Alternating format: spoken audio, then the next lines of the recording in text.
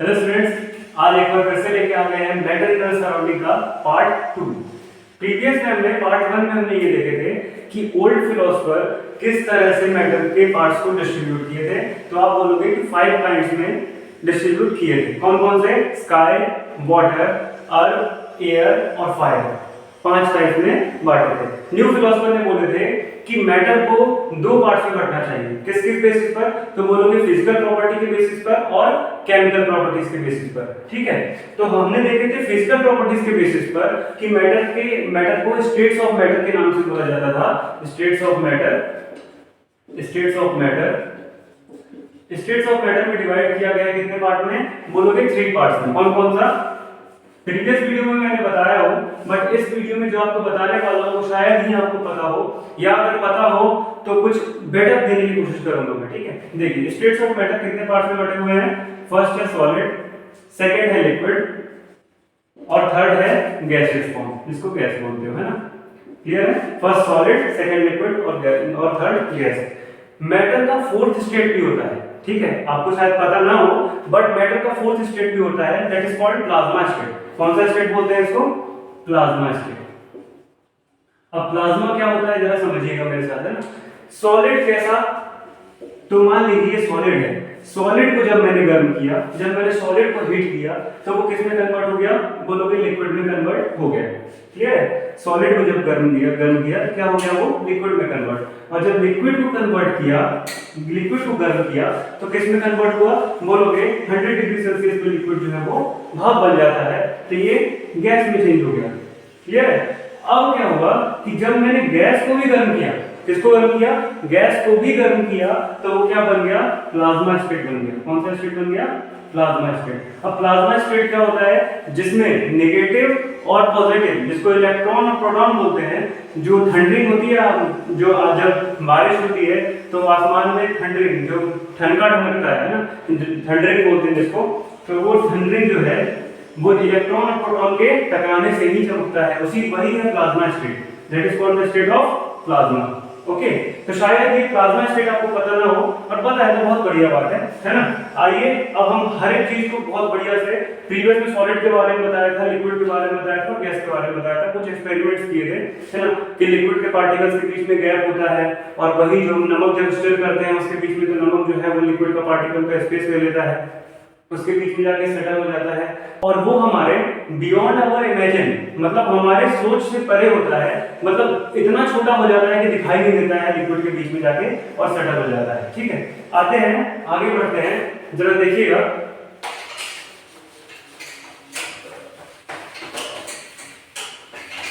अगर मैं सॉलिड की बात करूं, किसकी बात करूं? सॉलिड की। तो प्रीवियस में मैंने बताया था कि आपके हाथ में मान लो एक बॉक्स है।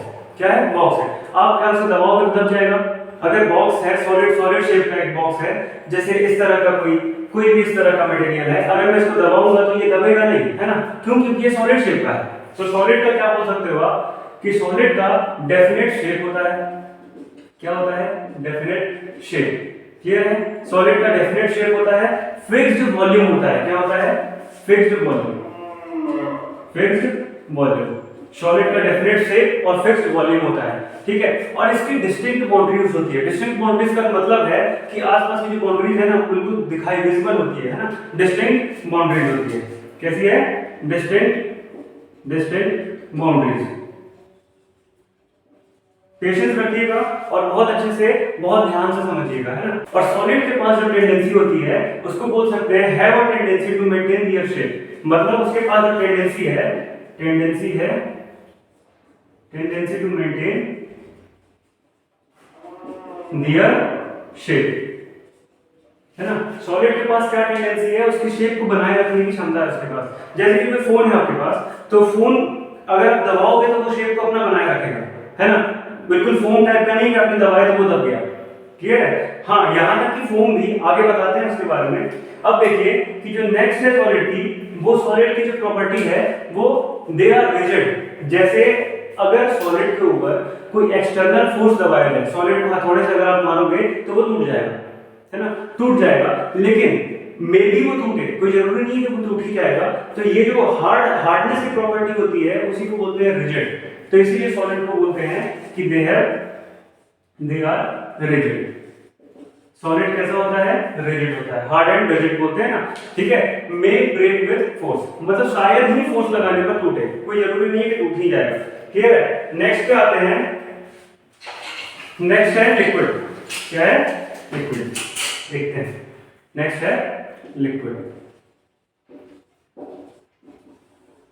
लिक्विड के बारे में तो आप जानते ही होंगे, लिक्विड की जो टेंडेंसी है वो फ्लूइड वाली टेंडेंसी है, बहने वाली टेंडेंसी है, इसीलिए हम बोल सकते हैं कि लिक्विड को जिस तरह के शेप में डालोगे उस तरह का शेप ले लेगा वो, है ना। तो लिक्विड को आप बोल सकते हो कि नॉट डेफिनेट शेप। बस रिवाइज करवा रहा हूं, फिर आते हैं अपने नेक्स्ट टॉपिक की ओर, है ना। तो नॉट डेफिनेट शेप है, कैसा है लिक्विड का? नॉट डेफिनेट शेप है, बट फिक्स्ड वॉल्यूम है। कैसा है? Fixed volume. वॉल्यूम का समझिएगा, वॉल्यूम का मतलब यहाँ पे आप समझ सकते हो कि उसका एक तरह से पूरा का पूरा एरिया, है ना, मतलब वॉल्यूम का मतलब उसका वेट समझ सकते हो आप, है ना। तो उसके पास फिक्स्ड मास बोल सकते हो आप, फिक्स्ड मास है, डेफिनेट मास है, क्लियर है। और have a tendency to flow, इसके पास कैसी टेंडेंसी है? फ्लो होनी, have a tendency to flow, clear है। सो इसके पास, लिक्विड के पास कैसी टेंडेंसी है? तो have a tendency to flow, clear. Not definite shape, fixed mass, have a tendency to flow. इसकी एक और प्रॉपर्टी होती है कि सॉलिड, लिक्विड और गैस, क्या क्या? सॉलिड, लिक्विड और gas and gas, all of these are diffuse in liquid. Solid भी पानी के अंदर, सॉलिड भी लिक्विड में मिल जाएगा, लिक्विड भी मिल जाएगा। जैसे कि समझो कि अगर कोई नमक है, वो सॉलिड पार्टिकल है, सॉलिड पार्टिकल भी पानी में डिसॉल्व हो जाता है, ठीक है। कोई लिक्विड है, कोई हनी मान लीजिए, तो हनी भी पानी के अंदर मिक्स हो जाता है। फिर नेक्स्ट है गैस, जैसे एयर मान लो, ऑक्सीजन और कार्बन डाइऑक्साइड। तो जो एक्वेटिक एनिमल है वो सांस किस तरह ले पाते हैं? अगर समुद्र में या फिर किसी पॉन्ड में, किसी भी रिवर में, वो किस तरह सांस ले पाते हैं? अपनी गिल्स की हेल्प से। लेकिन वो जो गिल्स की हेल्प से सांस लेते हैं वो ऑक्सीजन कंज्यूम करते हैं, ठीक है, ऑक्सीजन ग्रहण करते हैं। बट कैसे, किस तरह से ऑक्सीजन ले रहे हैं? क्या बिल्कुल बाहर से ले रहे हैं? नहीं, ऑक्सीजन जो है वो लिक्विड के अंदर मिक्स हो चुका है, तभी ले रहे हैं, वो डिफ्यूज हो चुका है लिक्विड के अंदर, इसीलिए वो जो फिश वगैरह जितने भी एक्वेटिक एनिमल्स हैं वो सांस ले पा रहे हैं, ठीक है। इतना समझ में आया? थोड़ा सा गैस का देख लीजिए, फिर हम आते हैं अपने अगले टॉपिक पे, मेन टॉपिक पे। गैस की जो टेंडेंसी है, ये सब तो मैंने प्रीवियस वीडियो में बता चुका हूं। गैस की टेंडेंसी है कि इसके पास फिक्स्ड वॉल्यूम नहीं, फिक्स्ड शेप नहीं होता है, इसके पास क्या नहीं होता है? फिक्स्ड शेप नहीं होता है गैस को। और इसके पास जो कंप्रेसिबिलिटी की प्रॉपर्टी होती है, कंप्रेसिबिलिटी की जो प्रॉपर्टी होती है वो वेरी हाई होती है। तभी तो हम एयर को कंप्रेस करके और हम एलपीजी गैस में भर देते हैं, सीएनजी बना देते हैं, है ना। कार्बन डाइऑक्साइड, ऑक्सीजन का सिलेंडर जो हॉस्पिटल में यूज करते हैं उसमें हम कंप्रेस करके उसको भर देते हैं। तो एयर की जो कंप्रेसिबिलिटी है, इसके ऊपर एक एक्टिविटी पे हम आज वो भी देखने वाले हैं, ठीक है। तो एयर की कंप्रेसिबिलिटी है वो वेरी हाई है कंपैरिजन देन सॉलिड और लिक्विड में, क्लियर है। और गैस का क्या है? गैस का कोई शेप फिक्स नहीं होता है, नॉट डेफिनेट शेप, क्लियर है। तो आते हैं नेक्स्ट टॉपिक की ओर, और बने रहिएगा वीडियो के साथ, ठीक है। नेक्स्ट टॉपिक की ओर आते हैं। नेक्स्ट टॉपिक है हमारे पास, can matter change its state? क्या कोई भी पदार्थ, कोई भी मैटर अपना स्टेट चेंज कर सकता है? तो देखते हैं, हम यहाँ पे मान रहे हैं लेट सॉलिड एज आइस को मान रहे हैं किसके बराबर? सॉलिड के बराबर। और वाटर को मान रहे हैं लिक्विड एज वाटर, लिक्विड की जगह पर क्या मान रहे हैं? वाटर। और गैस की प्लेस पर क्या कर रहे हैं? वाटर कर रहे हैं। अब देखो कि अगर एक एक्सपेरिमेंट कर रहे हैं कि 3 बीकर है हमारे पास, क्या है? 3 बीकर से अगर एक बीकर में सॉलिड आइस रखा हुआ है और दूसरे बीकर में, अब आप देखो कि पहले वाले बीकर को जब मैं फ्लेम कर रहा हूँ, क्या कर रहा हूँ? उसको गर्म कर रहा हूँ, हीट कर रहा हूँ, तो क्या ये हो रहा है? यहाँ से कन्वर्ट हो रहा है लिक्विड में, सॉलिड टू कन्वर्ट हो रहा है किसमें? सॉलिड से कन्वर्ट हो रहा है किसमें? तो आप बोलोगे लिक्विड में कन्वर्ट हो रहा है। अब जरा ध्यान से देखो कि जब लिक्विड को भी गर्म कर रहा हूँ, क्या कर रहा हूँ? लिक्विड को भी गर्म कर रहा हूँ, तो क्या किस में कन्वर्ट हो रहा है? तो आप बोलोगे कि वेपर में कन्वर्ट हो रहा है। ये क्या है? Water vapour, that is called water vapour. कोई तो बोल रहे हैं गैस, है ना। तो ये वाटर वेपर में कन्वर्ट हो रहा है, किसमें? वेपर में, वाटर वेपर में कन्वर्ट हो रहा है, और इसी को हम बोल रहे हैं गैस। क्लियर है? तो मतलब कि मैटर अपना स्टेट चेंज कर सकता है। बोला है, क्वेश्चन बोला है can matter change its state, तो बोलोगे यस, जो मैटर है वो अपना स्टेट चेंज करता है, क्योंकि सॉलिड से लिक्विड में बना, फिर लिक्विड से बना वाटर वेपर में। ठीक है, तो मतलब सॉलिड टू लिक्विड और लिक्विड टू गैस। अच्छा एक चीज देखो, जैसे जैसे हमने टेम्परेचर बढ़ाया, क्या बढ़ा है, जैसे जैसे हमने टेम्परेचर बढ़ाए वैसे वैसे काइनेटिक एनर्जी बढ़ गई। क्या है, जैसे जैसे टेम्परेचर बढ़ाए वैसे वैसे काइनेटिक एनर्जी बढ़ गई। मतलब ये है कि जितना टेम्परेचर बढ़ाओगे उतना उतना काइनेटिक एनर्जी बढ़ते जाएगा। अच्छा अब एक चीज समझो यहाँ पर कि मेटल्स के बीच में जो, जैसे सॉलिड के पार्टिकल्स कैसे हैं, बिल्कुल स्ट्रॉन्ग बॉन्डेड होते हैं ना, बताया था प्रीवियस में भी। तो सॉलिड के जो पार्टिकल्स हैं बिल्कुल स्ट्रॉन्ग बॉन्ड से बंधे हुए हैं। अब आप उसमें हीट प्रोड्यूस कर रहे हो, क्या कर रहे हो, हीट दे रहे हो उसमें। तो जो इंक्रीज इन टेम्परेचर, जैसे ही इंक्रीज इन टेम्परेचर हुआ तो उसके पार्टिकल्स में जो स्मॉल पार्टिकल्स है उसके बीच में वाइब्रेशन स्टार्ट हो गया। क्या हो गया, वाइब्रेशन स्टार्ट हो गया, और मैटर्स अपनी, और जो पार्टिकल्स हैं वो अपनी जगह को डिसलोकेट करने लगे। ठीक है, क्या करने लगे, पार्टिकल्स अपनी जगह को डिसलोकेट करने लगे। इसका मतलब कि जो पार्टिकल्स के बीच में फोर्स ऑफ अट्रैक्शन था, कौन सा अट्रैक्शन, कौन सा फोर्स था, फोर्स ऑफ अट्रैक्शन था। पार्टिकल्स के बीच में फोर्स ऑफ अट्रैक्शन था, हीट देने के कारण, एनर्जी देने के कारण वो पार्टिकल्स के बीच का जो फोर्स ऑफ अट्रैक्शन है वो कम होने लगा। मतलब particle loses their force of attraction, है ना, वो अपना जो फोर्स ऑफ अट्रैक्शन का नेचर है, जैसे सॉलिड का नेचर क्या है, फोर्स ऑफ अट्रैक्शन का, लिक्विड का भी है। लिक्विड के आपस में लिक्विड के पार्टिकल किस तरह से होते हैं, तो बोलोगे थोड़े थोड़े दूर दूर में होते हैं, पर इनमें भी होता है फोर्स ऑफ अट्रैक्शन का, है ना। तो लेकिन सबसे ज्यादा बोलोगे कि फोर्स ऑफ अट्रैक्शन किसमें है, तो बोलोगे सॉलिड में सबसे ज्यादा फोर्स ऑफ अट्रैक्शन है। हाँ, और जब टेम्परेचर जैसे ही इसको दिए तो ये अपना जो फोर्स ऑफ टेम्परेचर है, फोर्स ऑफ अट्रैक्शन है, वो क्या करने लगा, वो लूज करने लगा, और काइनेटिक एनर्जी इंक्रीज हो गई। वाइब्रेशन जो इसके बीच में हुआ, इस अब यहाँ पे आप देखोगे कि इसकी जो एक पार्टिकल इसमें से अगर मैं बाहर निकालूं तो इसके जो बॉन्ड्स हैं कुछ इस तरह से है ना, इसके जो बॉन्ड्स हैं कुछ इस तरह से हैं। तो जैसे ही इसमें मैंने हीट प्रोड्यूस किया, यहाँ पे मैंने हीट प्रोड्यूस जैसे ही किया, तो आप देखोगे कि सबसे पहला पार्टिकल, ये सबसे पहली वाली लाइन है ना, सबसे पहला वाला लाइन क्या हो गया, गर्म हुआ, तो वो वाइब्रेट करना स्टार्ट हुआ। इसका मतलब जो मैटर का जो पार्टिकल्स है वो हिलने लगा, अपनी जगह को क्या करने लगा, डिसलोकेट करने लगा। पहले इस जगह पर था, अब डिसलोकेट करने लगा, उसको हिलाने लगा। तो जब जैसे ही हिलने लगा काइनेटिक एनर्जी इंक्रीज हो गई। जैसे ही टेम्परेचर इंक्रीज हुआ काइनेटिक एनर्जी बढ़ी, और काइनेटिक एनर्जी बढ़ने के कारण इसके बीच में वाइब्रेशन आया, और वाइब्रेशन के कारण ये डिसलोकेशन स्टार्ट हो गया, और एक पार्टिकल से एनर्जी दूसरे पार्टिकल में ट्रांसफर होने लगी। ठीक है, एक पार्टिकल से एनर्जी दूसरे पार्टिकल में ट्रांसफर होने लगी, और जैसे ही एनर्जी ट्रांसफर होने लगी तो उसने अपनी स्टेट को छोड़ दिया, और किस स्टेट को पकड़ लिया, लिक्विड स्टेट को। ठीक है, सॉलिड ने अपने स्टेट को छोड़ा, लिक्विड स्टेट को पकड़ा। और सेम यहाँ पे भी कि फिर से पार्टिकल्स के बीच में जो उसके बीच में फोर्स ऑफ अट्रैक्शन था वो फिर से इंक्रीज इन टेम्परेचर हुआ, काइनेटिक एनर्जी बढ़ी। जैसे कि आप देखो एक सॉफ्टवेयर अगर आप पानी गर्म करो, तो जैसे ही पानी गर्म करने पे चढ़ाते हैं तो आप सुनते हो कि आवाज आनी स्टार्ट होती है थोड़ी थोड़ी, है ना। तो वो जो पहला पार्टिकल का लेयर है, जो the layer of first particle है ना, तो पहले पार्टिकल का जो लेयर है वो क्या होना स्टार्ट हो गया है, काइनेटिक एनर्जी उसमें आना स्टार्ट हो गया है। क्यों, क्योंकि इंक्रीज इन टेम्परेचर हुआ है तो काइनेटिक एनर्जी बढ़ जाएगी, और काइनेटिक एनर्जी बढ़ने के कारण फोर्स ऑफ अट्रैक्शन जो पार्टिकल्स के बीच में है वो कम होना स्टार्ट हो जाएगा। क्लियर है, तो वो किस फॉर्म को पकड़ लिया उसने, अब गैसियस फॉर्म को पकड़ लिया है। क्लियर है, सॉलिड से बन गया लिक्विड फॉर्म में, और लिक्विड से बन गया गैसियस फॉर्म में। ठीक है, आते हैं नेक्स्ट टॉपिक की ओर। नेक्स्ट है हमारे पास मेल्टिंग पॉइंट। मेल्टिंग पॉइंट क्या होता है वो समझिएगा, the minimum temperature eight which solid melts. मतलब कम से कम वो टेम्परेचर, ऐसा टेम्परेचर जिस पर सॉलिड मेल्ट होकर और एक लिक्विड का फॉर्म ले ले। जैसे कि एक सॉलिड है यहाँ पे, है ना, क्या है, सॉलिड, इसको आपने हीट प्रोड्यूस की, क्या किए, हीट प्रोड्यूस किए, हीट दी इसको, तो ये किसमें चेंज हो गया, लिक्विड में। ध्यान देना, सॉलिड को हीट प्रोड्यूस किए तो लिक्विड में चेंज हो गया।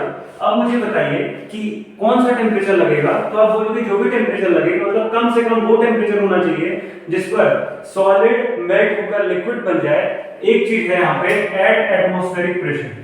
एटमॉस्फेरिक प्रेशर का मतलब होता है वायुमंडलीय दबाव, है ना। मतलब वायुमंडलीय दबाव का मतलब है कि जो एटमॉस्फेयर, एक तरह समझ सकते हो, जो हमारा एटमॉस्फेयर है, जो हमारा वायुमंडल है उसका जो भी दबाव है 1 atm जो भी दबाव है उस पे अगर एटमॉस्फेयर में अगर कोई भी सॉलिड लिक्विड में कन्वर्ट हो रहा है किसी भी टेम्परेचर पर, मिनिमम टेम्परेचर पर eight atmospheric pressure is called its melting point. आप क्या बोल सकते हो कि हमारे वातावरण में कोई भी सॉलिड एक लिक्विड के फॉर्म में चेंज हो रहा है, तब जब उसमें एक हीट प्रोड्यूस कर रहे हैं हम, जब उसमें एक हीट गिव कर रहे हैं, तब जाके वो एक सॉलिड से लिक्विड में कन्वर्ट हो रहा है एट एटमॉस्फेरिक प्रेशर। इसीलिए हमने डेफिनेशन बोले यहाँ पे the minimum temperature at which solid melts to become a liquid at atmospheric pressure is called its melting point. ठीक है, ध्यान रहेगा। नेक्स्ट है हमारे पास लेटेंट हीट ऑफ फ्यूजन। इसको जरा अच्छे से समझिएगा। लेटेंट का मतलब होता है, द वर्ड लेटेंट मींस क्या होता है? हिडन। क्या होता है? हिडन मींस छुपा हुआ। ठीक है, तो इसकी डेफिनेशन है the amount of heat energy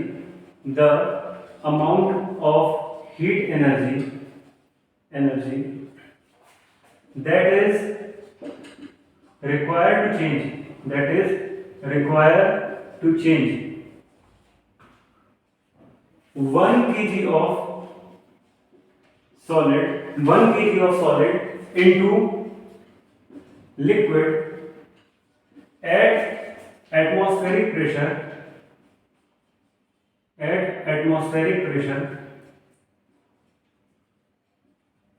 at its melting point called latent heat of fusion। ठीक है, क्या है डेफिनेशन?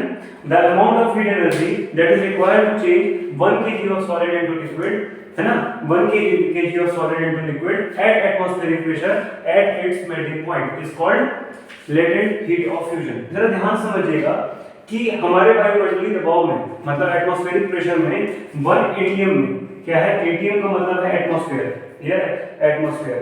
अब ध्यान देना कि 1 kg सॉलिड, क्या है? 1 kg सॉलिड को लिक्विड बनाने में जो एनर्जी रिक्वायर्ड होगी जिस भी मेल्टिंग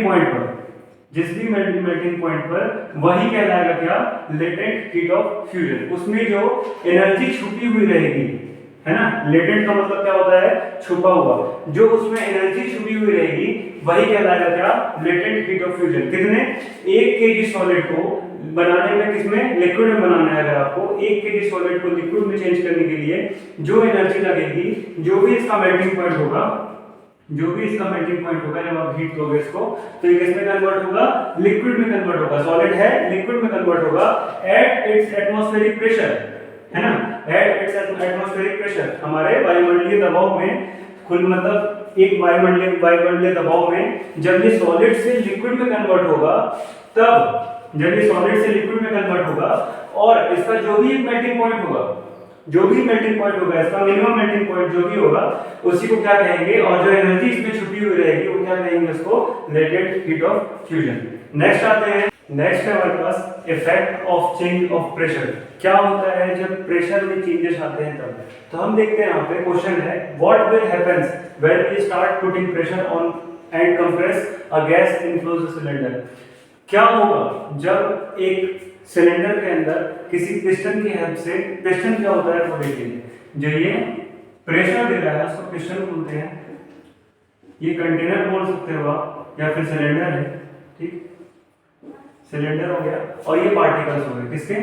गैसेस के पार्टिकल्स हो गए, पार्टिकल्स, ठीक है, पार्टिकल्स ऑफ मैटर। अब देखिएगा एक चीज कि क्या होगा जब हम एक कंटेनर में किसी पिस्टन की हेल्प से गैस को प्रेशर करेंगे, तो क्या वो कंप्रेस होगा, और कंप्रेस होगा तो क्या, कौन सा फॉर्म बनेगा उसका? ठीक है, तो देखिएगा एक चीज यहाँ पे कि जब एक कंटेनर के अंदर एक पिस्टन की हेल्प से हम किसी गैस को प्रेशर करते हैं, तो उसके पार्टिकल्स पहले बहुत दूर दूर थे, है ना, ये तो मैं डायग्राम बना रहा हूँ, बट पार्टिकल्स जो है ना दूर दूर बिल्कुल फ्री, क्योंकि एयर देखते हो बिल्कुल फ्री पार्टिकल्स मूव करते रहते हैं इधर उधर, है ना, तो पार्टिकल्स दूर होते हैं। जब पिस्टन से इसको दबाया जाता है तो क्या होता है, पार्टिकल्स का जो फोर्स ऑफ अट्रैक्शन है वो पास आने लगता है, ठीक है, मतलब जो पार्टिकल्स पहले दूर दूर में थे अब वो कहाँ पे, एक जगह पे इकट्ठा होने लगे हैं। मतलब इसका मतलब ये है कि जो कंप्रेसिबिलिटी है वो एयर की वो ज्यादा है सॉलिड और लिक्विड से। ठीक है, तो देखिए पहले स्टेप में जो पिस्टन था इसको दबाने की कोशिश किया, तो दूसरे स्टेप में कहां पे आया पिस्टन, यहां पर आ गया, इस लेवल पर आ गया पिस्टन। अब तीसरी लेवल पे देखिए कि पिस्टन दबा, इसको जब दबाया तो ये इस स्टेट में चेंज हो गया, और ये किस स्टेट में दिख रहा है कि एक तरह से लिक्विड के स्टेट में आ चुका है। अब देखिए कैसे लिक्विड के फॉर्म में चेंज होता है, देखिएगा बाय अप्लाइंग प्रेशर, सिर्फ प्रेशर देने से ही नहीं होता है, बाय अप्लाइंग प्रेशर और रिड्यूसिंग टेम्परेचर। ठीक है, इसके जो आसपास का टेम्परेचर है वो कैसे कर दिया जाता है, रिड्यूस कर दिया जाता है, घटा दिया जाता है। इसके आसपास का टेम्परेचर कैसे कर दिया जाता है, घटा दिया जाता है। टेम्परेचर घटाने से क्या होता है कि आसपास का जो माहौल है पूरा ठंडा हो जाता है। तो जब मतलब ठंडा एटमॉस्फेयर रहना चाहिए और बहुत ज्यादा ठंडा एटमॉस्फेयर रहना चाहिए और प्रेशर भी बहुत हाई होना चाहिए, अप्लाइंग प्रेशर और रिड्यूसिंग टेम्परेचर, तो क्या रिजल्ट मिलेगा आपको कि वो गैस टू किसमें चेंज हो गया है, लिक्विड में। अब देखिएगा एक सब्सटेंस है, अब एक टॉपिक आएगा आपका यहाँ पे कि सब्लिमेशन क्या होता है। तो सब्लिमेशन ऐसा प्रोसेस है जहां पर कोई सॉलिड, क्या बोल रहा हूं मैं, सब्लिमेशन एक ऐसा प्रोसेस है जहां पर कोई सॉलिड डायरेक्टली बिना लिक्विड, मतलब बिना लिक्विड के फॉर्म में आए हुए सीधा गैस बन जाता है। मतलब कौन सा रूल ब्रेक कर दिया कि लिक्विड वाला रूल जो है वो ब्रेक कर दिया कि सॉलिड पहले लिक्विड में आएगा, फिर लिक्विड गैस में बनेगा, फिर gas third state fourth state plasma में बनेगा। लेकिन सॉलिड जो है वो डायरेक्टली कन्वर्ट किसमें हो गया, गैस में, है ना। जैसे कि एक CO2 है, CO2 सॉलिड CO2 को हमेशा हाई प्रेशर में रखा जाता है, सॉलिड CO2 को हमेशा हाई प्रेशर में रखा जाता है, और जब हम इसको हाई प्रेशर से निकालते हैं तो किसमें कन्वर्ट होता है, डायरेक्टली सॉलिड किसमें कन्वर्ट हो जाता है, ये सीधा गैस में। इसीलिए इसको सब्लिमेशन प्रोसेस बोलते हैं, जो मतलब ऐसी प्रोसेस जिसमें सॉलिड डायरेक्टली कन्वर्ट हो जाता है किसमें, गैस में, that is called the process of sublimation. याद रखना इसको, ठीक है। नेक्स्ट टॉपिक पे आते हैं हम। तो नेक्स्ट टॉपिक है हमारे पास interconversion of 3 states of metal. Interconversion of 3 states of metal से ये समझिए कि अगर आपको ये टेबल याद है तो इसके थ्रू आप 6 डेफिनेशंस आपको बहुत अच्छे से याद हो जाएंगे। तो देखिए अगर सॉलिड से आपको लिक्विड में जाना है, किसमें, सॉलिड से लिक्विड में जाना है, तो आप उस प्रोसेस को क्या बोलेंगे, फ्यूजन। ठीक है, सॉलिड से लिक्विड में जाना है तो उस प्रोसेस को, ये जो एरो दिख रहा है ये एरो किसकी तरफ इशारा कर रहा है कि सॉलिड से लिक्विड की ओर गए, तो वो प्रोसेस कहलाएगी फ्यूजन, है ना। अब लिक्विड से गैस की ओर जाना है तो उसको बोलेंगे वेपराइजेशन। जैसे लिक्विड को जब 100 डिग्री सेल्सियस पे लिक्विड को गर्म करते हो तो वो वाटर वेपर बनने लगता है, that is called the process of vaporisation. तो गैस से जब सॉलिड बना, जब गैस से सॉलिड बना तो उसको बोलते हैं डिपोजिशन। क्या बोलते हैं, डिपोजिशन।